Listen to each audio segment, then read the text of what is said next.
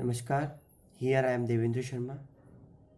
In this video lecture, we will discuss about M.K. Gandhi's early life and resistance to injustice.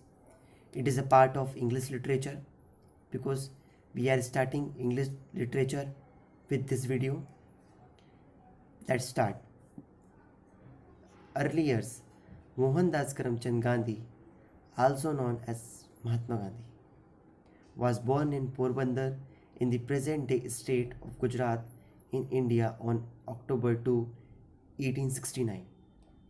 He was raised in a very conservative family that had affiliation with the ruling family of Kathiawad. He was educated in law at University College London. In 1891, after having been admitted to the British War, Gandhi returned to India and attempted to establish a law practice in Bombay. Without much success, 2 years later, an Indian firm with interest in South Africa retained him as legal advisor in its office in Durban.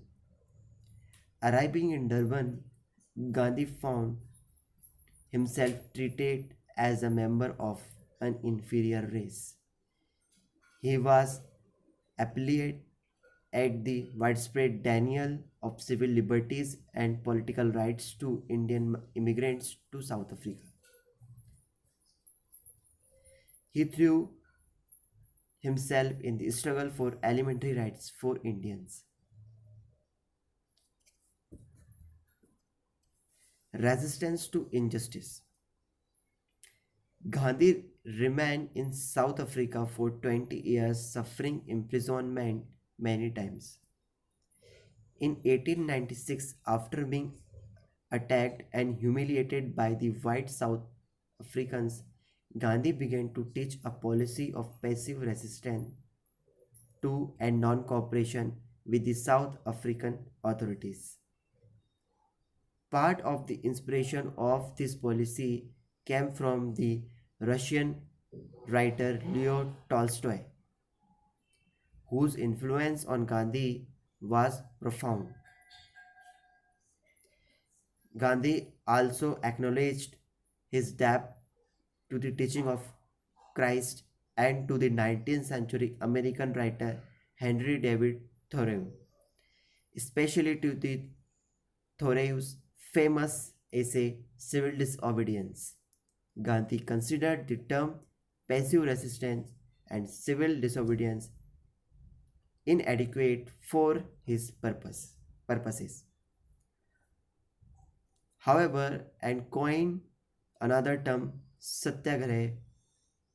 During the Boer War, Gandhi organized an ambulance corps for the British Army and commanded a Red Cross unit.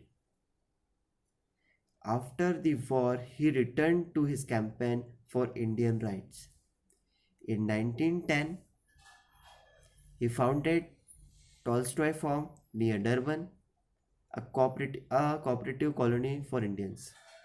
In 1914, the government of the Union of South Africa made important concessions to Gandhi's demand, including recognition of Indian marriages and abolition of poll tax for them. His work in South Africa completed, he returned to India. In our next lecture, we will discuss about campaigning for home rule. Thank you. धन्यवाद.